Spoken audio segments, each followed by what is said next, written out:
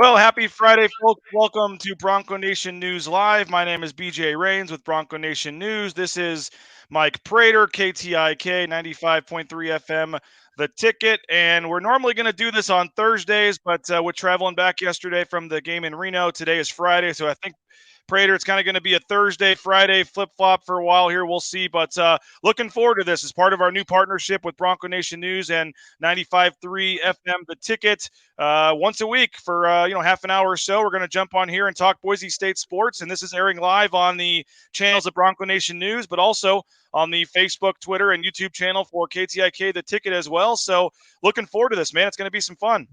Hi, BJ. It's nice to join you. Thanks for having me. We've done a few of these kinds of shows before, but it's always like at 2 a.m. We're in the Boise State skybox, waiting for the janitor to kick us out. So it's nice to do it at normal times. It's nice to do it in the daylight, and it's nice to get back with you on Bronco Nation News. Love what you're doing there, buddy, and I love the KTIK partnership. And thanks for involving us in what you're doing. It's a pretty dang cool deal. So let's get after it, man. Yeah, I'm not sure my wife would like if she knew I was hanging out with Mike Prater at 2 a.m.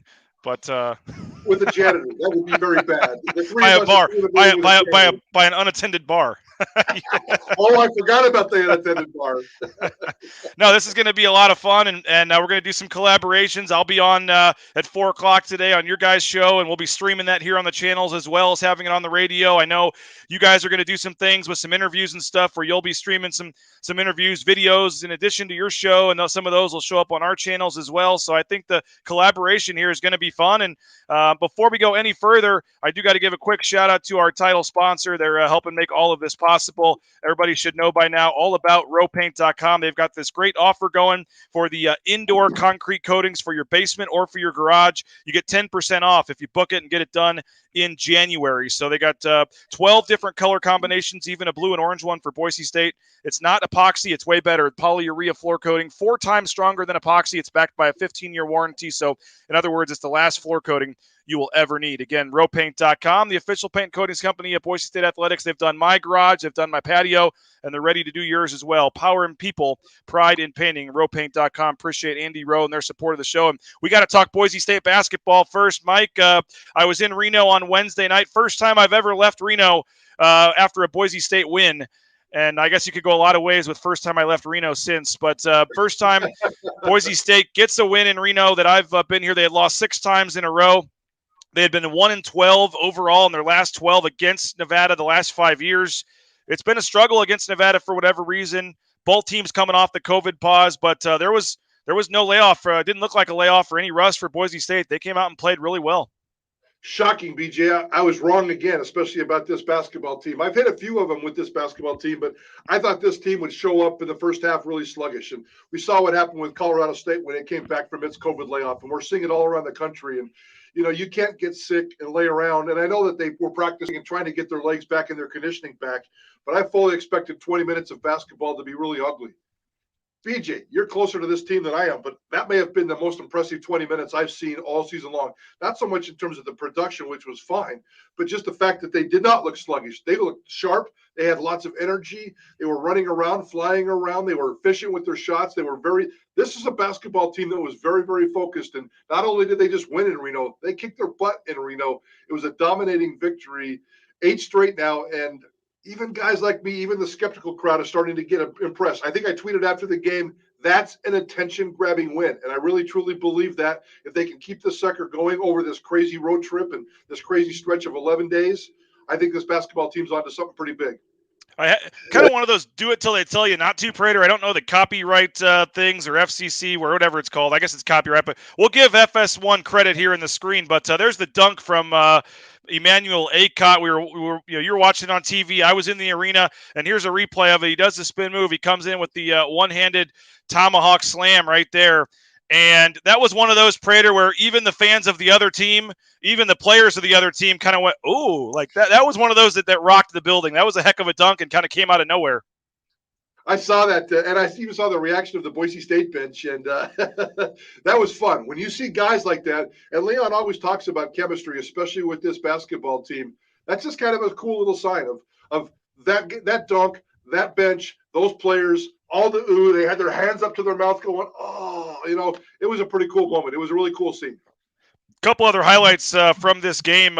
Boise State, it was kind of the Marcus Shaver Jr. show, and Emmanuel Acott Shaver hit a jumper there. I think we got a bucket from Mladen Armouche as well. And this was one of those games where it was just, everybody doing things. And I thought this next play we're going to see was kind of showed you the game. There was a shot. Najee Smith comes up from behind, steals the ball, and goes in for a huge slam. And you see the reaction of the bench up top there. That was a kind of play, Prater, that just kind of showed that if you want to sum up the game in one play. Boise State playing tough. Boise State, hustling, playing with great defense, turning it into offense, the bench going crazy. And, we talk about Shaver and Acott. Maybe we'll talk about them some more in a minute. But guys like Najee Smith coming off the bench, that's how you become a really good team, when you can put a guy like in there for 20-plus minutes and get 11 points. And I think some of the other pieces, you're starting to see some balance with this team. And the depth, even though it's thin, the guys they're playing are all starting to produce. I love watching Najee play basketball, and I'm glad you showed that clip, because that's a pretty cool deal, and that's exactly what it is. And just in terms of the hustle and the determination, Boise State finished this game strong. As much as they started this game strong, they finished this game strong. And Najee Smith, I need to know more about this guy. I don't know if you have any little nugget you can share, because I'm trying to get to know this guy just a little bit more. And where did he come from, and how – this guy might be one of the most exciting off-the-bench players Boise State's had. I'm not saying the best, but coming off the bench and doing what he's doing and adding the mojo and the athleticism that he shows, this guy's an important player for this basketball team, BJ. Was a first-team junior college All-American, and came in last year and was probably going to redshirt until they had the COVID rule where you could play and it wouldn't affect your eligibility. So he got a little bit of playing time, but I think they always saw him as kind of a guy that would make his mark this year, and then he has one more year next year as well. And so, he's playing great defense, hitting some shots from the outside. I've been very impressed with Najee Smith, the defense, the rebounding. He actually had a huge block that was all ball that they called a foul as well. So he's just got some hops and brings that, he's a little bit undersized in terms of playing down in the post, but he brings it every play, man. He brings the energy, and when he's not in the game, you see him on the bench cheering and going crazy. And I thought, the chemistry, and Leon Rice said it after the game, I think his quote was, we're a good team right now because we're a team. And he said that the pieces just fit right now. And so, I don't know what it was about removing Devonair Dutrieve from the roster, and I don't know how much of it was just a coincidence and this team was ready to take off anyway. I don't know how much of it was Tyson Degenhart, getting a chance to move into the starting lineup. But whatever it was, ever since then, I'd like to say it since Bronco Nation News started. They're 8-1, but they're actually 8-0 since the dismissal of Devonair Dutrieve. And again, not putting it all on Dutrieve, but the pieces now seem to fit a little better. The chemistry is great. I noticed one play, Mike, where I don't know if they showed it on TV, but I think it was Abu Kijab that fell to the floor at one point in the first half, and all four other guys on the court instantly sprint and ran from all parts of the court to run and try to help him up. And it's just the small little things like that where it seems like this team really is buying in and they really are together right now. Let's play the skeptical card. Let's have a little mini debate for about 3 or 4 minutes here in terms of the direction of this basketball team and the future of this basketball team. We all know that there's a basketball game against New Mexico tomorrow on Saturday. Air Force, they got 4 games in the next 10 days in 4 different states. The future of this basketball team, what do you see with this basketball team that's going to tell me it's going to be different, tougher, and better maybe moving forward? Is this the kind of team that's going to continue to get better as opposed to some of their late season slip-ups? Well, I think that's something that, I can't wait to hear your opinion on too, because I know at times you've been a little critical, and I think at fans, and, the record is what it is. The track record is what it is. It hasn't been the greatest finishes in March, obviously, as everybody knows. And so I do think there's some people, I saw it on my Twitter feed. There's still people that aren't enjoying this right now. They're saying, oh, well, who cares? We'll we know what's going to happen in March. I mean, there's just a certain portion of the fan base that's not going to buy in until they actually win a couple of games in March. And I guess that's fair. But I mean, if I were a Boise State fan, worry about that in March. Enjoy this right now while you can. You can be pissed off and mad and wanting Leon Rice fired, come March 12th or whatever. But right now, 8 in a row, and you're all of a sudden popping up on bubble lists for the NCAA tournament all of a sudden, and you're, top 40 in some of the metrics. I mean, I see no reason right now to not enjoy this if you're a Boise State fan. Now, I would say if you want some part of that, Prater, it's the last game. I mean, in Reno, like I said, they had lost 6 in a row there. There was a couple times, even in the second half where, You go in with a 14-point lead at halftime. Nevada comes out and scores the first 7 points. All of a sudden, your lead's down to 7. Things are getting a little tight. The palms are getting a little sweaty. The crowd's getting into it. And all of a sudden, you're going, oh, man, this isn't looking good. And Marcus Shaver hits a huge 3. They follow up with another shot to quiet the crowd. The lead's back to 13, and it's like, okay, this team's fine. And so I would also say, from my perspective, Mike, you don't have that Derek Alston type guy where he's taking 15 shots, regardless of whether he's 1 for 15 or 11 for 15. Derek Alston was going to get his shots even if he was struggling. Sometimes he'd, look great. Sometimes he'd take some shots where you'd go, what are you doing? You don't have that guy, and there's not really a guy that just, when he gets the ball, and I hate to say it, but that guy was Devonair Dutrieve, where he would get the ball, he would dribble for 10 seconds and take a bad shot sometimes, and just had to get his shots. And so there's just a lot more ball movement. There was one play in the game the other night where they had like 3 passes within the paint. They all had easy layups, and they kept passing it to a guy who got an even better layup. I mean, it was just that the ball movement seems better, the unselfishness seems better, and again, one night it may be Emmanuel Akot scoring 20-plus points. One night it may be Abu Kijab scoring 20-plus points. It may be Marcus Shaver at one point. Mladen Armouche, when they want to feed him the ball at times, he can be that guy. And then, Tyson Degenhardt's averaging, 13-plus since he moved into the starting lineup. The balance, to me, it just doesn't seem like they're nearly as relying on one player as they have in the past. And sometimes that's great. Leon said it both ways. You'd like to have a guy you can pencil in for almost 20 every night. That would be great. But 5 guys maybe in that 10 to 12 range on a consistent basis may end up being better, because any given night one of those guys can go off. And so, I think this next stretch here, Mike, is very interesting. I know this is supposed to be your show and I'm doing all the talking, but I think this next stretch is going to be really interesting, because you mentioned the upcoming games. I do think tomorrow, it is a little bit of a trap game, to be honest with you, because New Mexico has a couple guards that can really light it up. New Mexico's had a couple games where they got really hot and hit like double-digit three-pointers, and the Pit's a tough place to play. This game was sandwiched in, coming off a road trip. They landed yesterday. They turn around and leave again today to go back on the road. I'm not making excuses or saying they're going to lose, but whatever the point spread is, it would not shock me one bit if this was we look up with 8 minutes left in the second half and this is a 5 or 6 point game still. I mean, I think this is a sneaky, tough game, but Boise State, should win tomorrow. You should beat Air Force on Tuesday. And then I think if you can go 1-1 in that 2-game stretch at Utah State and San Diego State, and let's not remember San Diego State, it's going to be their first game after a 2-week break because of the pause. You mentioned how the teams have come off and not played well in the pause. Maybe you're getting lucky and catching San Diego State at the right time here.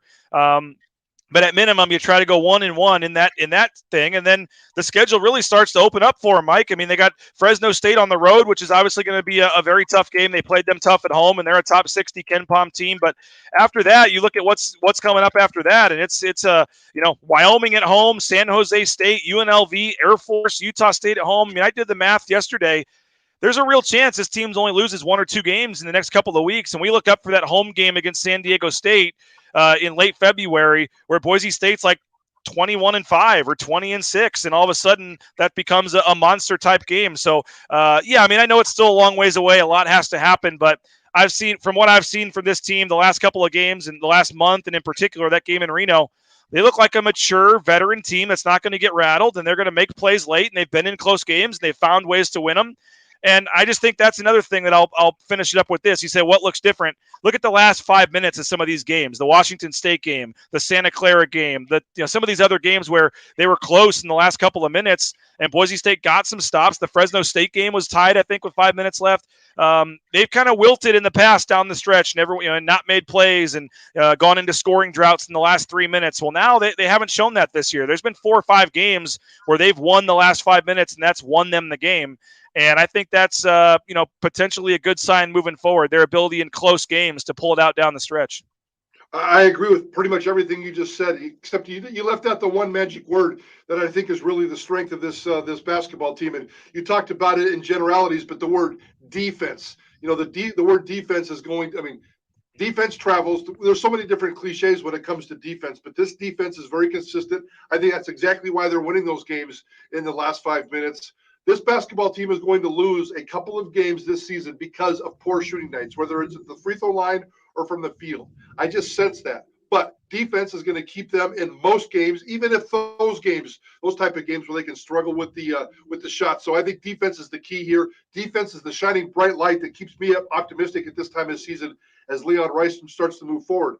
The one thing about the schedule, the one thing about the fans, and we talked about the community engagement and enjoying the 8-game winning streak. 8-game winning streaks don't come around Boise State basketball very often. You're right. Whether it's the media, the players, the students, the fans, the boosters, the poor boosters, the rich boosters, whatever. Enjoy this 8-game winning streak. But here's the problem. If you looked at the schedule, and I know you have, they have 2 home games this month, and they're on Tuesdays.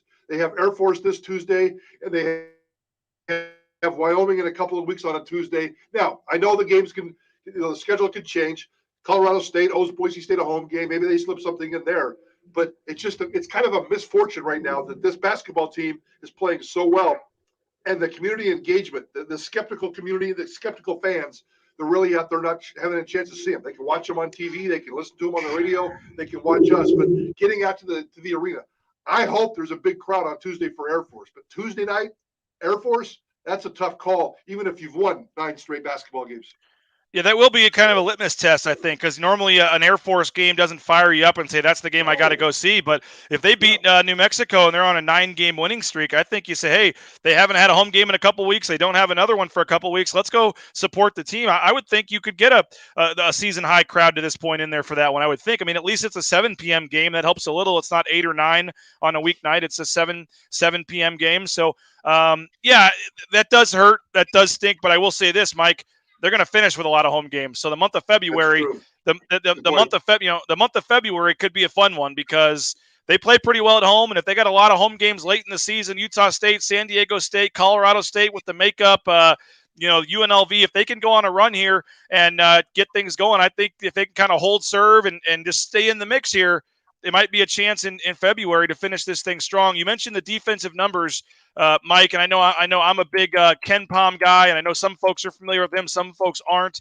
It's a defensive metrics thing where it's a analytics thing. I was going to talk about the defense in a second, but just in general, the 10-second version of Ken Palm, it's like sabermetrics for baseball. It takes all your numbers, all your opponent's numbers, and it's, the old RPI used to just say, what was your opponent's record? Who had they played? Well, now it takes in all of their stats and all this stuff, and all this jumbled stuff basically to predict how, future games and things like that, and just kind of how you're supposed to do against an average team or a team of that caliber and how they usually do. And it's just a whole jumbled thing. But in layman's terms, it's supposed to help tell more than just a team's record and who they've played. It's supposed to look at your style, how teams do against you in terms of turnovers and assists, and where do they shoot 2s or 3s, and they jumble it all together. And Boise State right now, I mentioned, is number 40 overall, which is the highest they've been ranked at Ken Palm since the 2015 season, which is the season they got the at-large bid to the first 4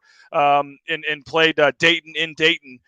So the last time they were this high, they did make the NCAA tournament. It's obviously a long way to go, but you talk about the defense, adjusted defensive efficiency, Prater. If you're in the top 30, usually like by the end of the season, you look up and like 9 times out of 10, the at-large teams or the teams that are in the top, chunk of the defensive numbers. Boise State right now, number 16 in the country in defensive efficiency. It's adjusted defensive efficiency. So it's your defensive stats, but it also takes into account who you're playing and what their offensive stats typically are coming into a game, and how they do above or below average. And you just look at this, Prater, and some of the teams below Boise State on this list: Gonzaga, Duke, UCLA, Kentucky, Kansas, Michigan State. I could go down the line, but you're talking about top 20 ranked teams right now, in some cases top 5 ranked teams, and Boise State statistically has a better defense than them this season to this point, and it's been just really, really impressive. And Mike Burns deserves a lot of credit. He's kind of their defensive coordinator and does a great job on the defense. The effective field goal percentage, they're 14th in the country on defense. That takes into account whether the shot was a 2 or a 3 and the percentages there. 14th in the country on that. Another one that sticks out to me, Prater, they're 9th in the country in limiting opposing teams' offensive rebounds. So they don't give up a ton of offensive rebounds, and that helps. Only 21% of the time when a team takes a shot against them do they get an offensive rebound. So Boise State cleans up the defensive glass. They do a great job, and you look at all the defensive numbers, this is one of the best defensive teams in a long time. And me and Matt Bauscher were talking about it yesterday, Mike. Bauscher, wanted to start the discussion, is this the greatest Boise State defense of all time? I don't have as much history as you do, but the numbers speak for themselves that at least this year, it's one of the best defenses in the country. I'm going to guess statistically back in the Rod Jensen and Bobby Dye days, there was better defenses on this in this Boise State basketball program, but they were winning basketball games back then, 51-49. That's how they wanted to win basketball games. Look what happened in Reno, 85-70. Are you kidding me? This is a basketball team that can play Rod Jensen and Boise State, Bobby Dye's style of defense, but can go out there and score 80 plus points as well. That's what's the difference here. Plus, you talked about all those analytics and you talked about Coach Burns. I'm not sure he's a good defensive coach. I'm not sure he's got a good defensive strategy. I just think he stares at him because he's a mean-looking man. He's an intimidating-looking man. And he just says, go out and play defense, and then he just looks at him, and then they automatically go out and play defense. I'm joking a little bit. We had him on the show. He's an X's and O's mastermind. Brilliant dude. Rarely do I have a sports conversation where my head is left spinning when I'm done talking. Mike Burns left my head spinning after we talked about defense. That dude knows what he's doing, and you get that look as well. Holy cow, that's a pretty good combination. Hey, quick word, shout out United Commercial Insurance, the best in business insurance. They're a local company. Brandon Meinert, his staff, they're right here in Boise, but they can write policies in 44 states around the country. If you've got started your own business or been working for decades, United Commercial Insurance offers competitive rates, great service to help manage your business insurance needs. General liability insurance, workers' comp, professional liability insurance, commercial property insurance, business owner policies, commercial automobile liability, cyber insurance, you name it, they can do it. Just give United Commercial Insurance a call and get a quote. They make it easy on your business. Final thing, Mike, before we switch topics real quick, you mentioned kind of the fan base and whether or not they're ready to buy in and all this. I did have, I wanted to touch on that a little bit more because, like I said, everybody knows the March track record. Everybody knows what it's been. It is what it is. I mean, Leon Rice is going to continue to get the questions until there is a change, and this is the year, and maybe this is the year. But what would you say to the fans? Because I did have a lot of fans saying they're not ready to buy in yet, and they're just kind of, they're basically just saying this doesn't count until you get to March. Whatever you do now, it doesn't matter until you get to March. Is that fair? Should fans start buying in? Is it okay to just not be paying attention now until we get to March? Or what is your take on, past failures maybe and how you should look at this season? I think I can speak with this with a great amount of expertise because I feel like I represent both camps. I mean, let's enjoy the 8-game winning streak. Let's enjoy what they got playing. I mean, I thoroughly enjoyed that basketball game the other night. That was one of the better Boise State basketball experiences as a fan. I didn't travel to Reno like you did, so I was at home watching it and just entertaining myself with basketball, and then where they played. So you can enjoy what's going on right now. You can be a fan, but I'm still very skeptical. And 8-game winning streaks in January don't matter. They really don't. This basketball program will eventually prove it with what they do in March, but that doesn't mean you can't smell the journey along the way. So I just enjoy it. I mean, I think this is a really fun collection of athletes. We've been watching them for 2 or 3 years, kind of hearing the hype about these transfers and the roster that Leon Rice was putting together. It's got some warts. We know that they can't shoot sometimes. We know that they have struggled with free throws. We know that there's not a lot of depth.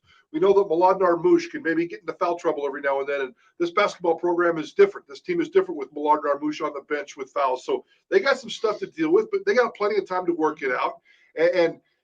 But ultimately, it does come down to March. If this basketball program doesn't get to the NCAA tournament, I think it's going to be a massive disappointment and a PR nightmare for Leon Rice. I don't even care about winning a game. Just get there. I don't care if it's at large. I don't care if it's Dayton. I don't care where it is. Just get to the NCAA tournament.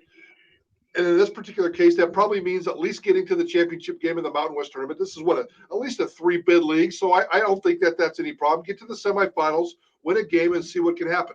I think this basketball team can do it. I'm seeing the moxie of this basketball team. It's a good conference. It's a deep conference.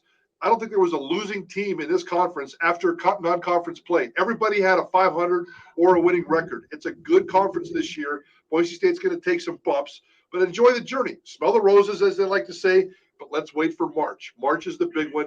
That's going to be the final exam.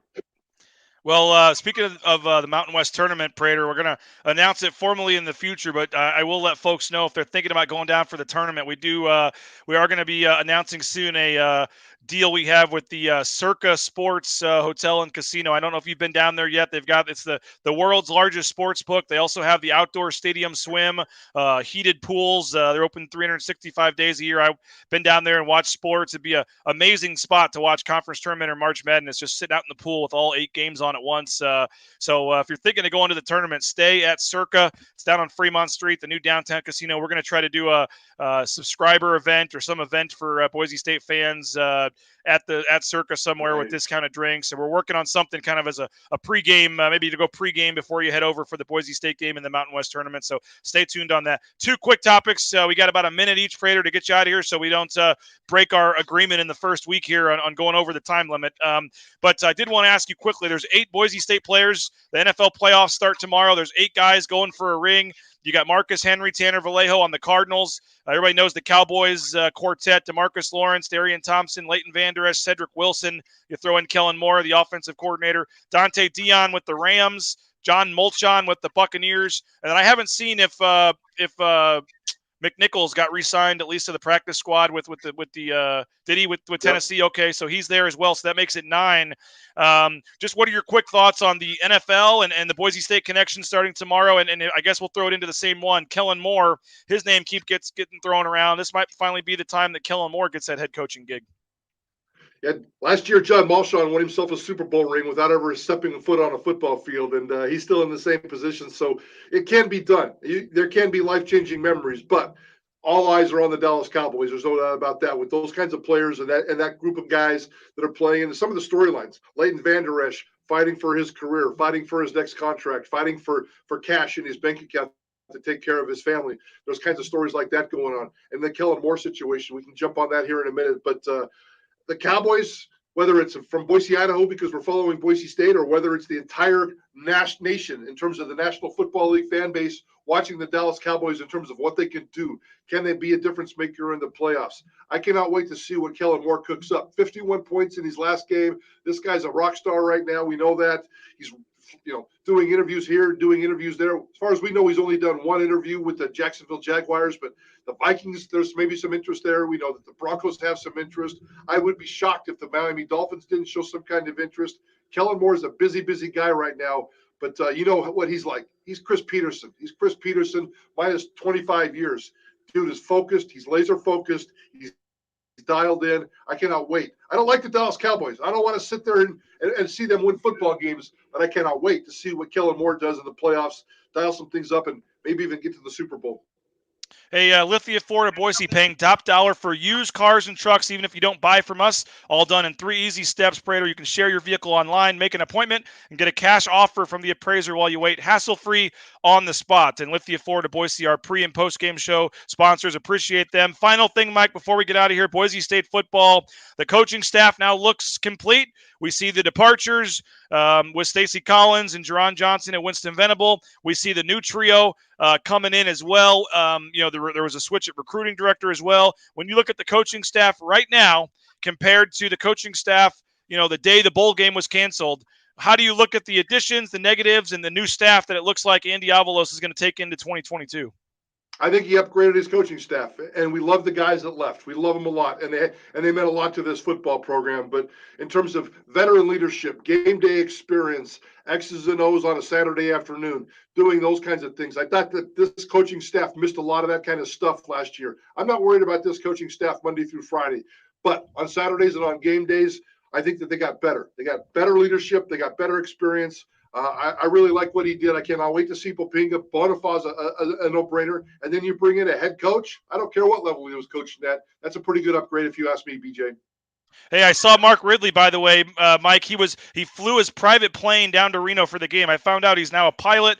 He's got like a nice 10-seat jet, so I'm hoping maybe we can get a seat on there for one of these road games in the future, Mike. But appreciate Mark Ridley, shopridleys.com. He's been a big supporter of ours, and he went down to the game and came back, and it was fun to see him down there. And I think people are starting to buy in, Mike. So it's going to be a big next week. Got the game tomorrow in Albuquerque. I'll be flying down early tomorrow morning, so we'll have full pregame, postgame coverage on Bronco Nation news channels tomorrow. Air Force at home on Tuesday, and then next weekend, maybe as tough a stretch as they've had in a long time, in less than 48 hours, playing in Logan and in San Diego. So I think this time next week, but really this time 2 weeks from now, Mike, we're going to have a much bigger, better picture on the future of this program. So 3 to 6 today. What do we got coming up today? I know I'll be on today's show, but you guys are going to wrap up the week, and I know it's going to be you'll talk some Boise State basketball. Get ready for that game tomorrow, but the NFL playoffs, I'm sure, will be a big topic as well. We got 3 rock stars on Idaho Sports Talk today at 95.3 FM. The ticket starting at 3 o'clock. 3 big rock stars, Big J. We got Pro Football Hall of Famer and Super Bowl champion Jerry Kramer. We got former NFL head coach Dirk Cutter, who's going to come on and be our NFL playoff correspondent for the next month. And then we have the great and the legendary BJ Rains. I was trying to count it. I was trying to count. I said, well, that's 2. I don't know what. He's surely not going to put me in that category. But yeah, that's disrespectful to the first 2 guests to put me in the same category. But no, should be fun. 3 to 6, and then I'll join you at 4 o'clock for the Bronco Nation news segment. And yeah, looking forward to it. And again, we're going to keep doing the streaming, and we'll have some of I think the 4 o'clock segment will stream on the channels as well. But hopefully, folks will listen. I've had it on the bottom of the screen scrolling there, but KTIK.com, the KTIK app as well, Mike, is a good way to listen to it, and then 95.3 FM, 1350 AM, correct? Absolutely. Looking forward to it. We'll see you at 3 o'clock, Mike. Appreciate your time today. We'll talk to you here on the channels next week, but big weekend, big week ahead for Boise State basketball, and you guys will have it covered. 95.3 The Ticket. Again, KTIK.com. You can listen live, Bronco Nation News as well. So appreciate everybody for checking us out. Have a great rest of your day, and I'll see you guys 4 o'clock back here for the Bronco Nation News Report on Idaho Sports Talk with Prater and the Ball Game.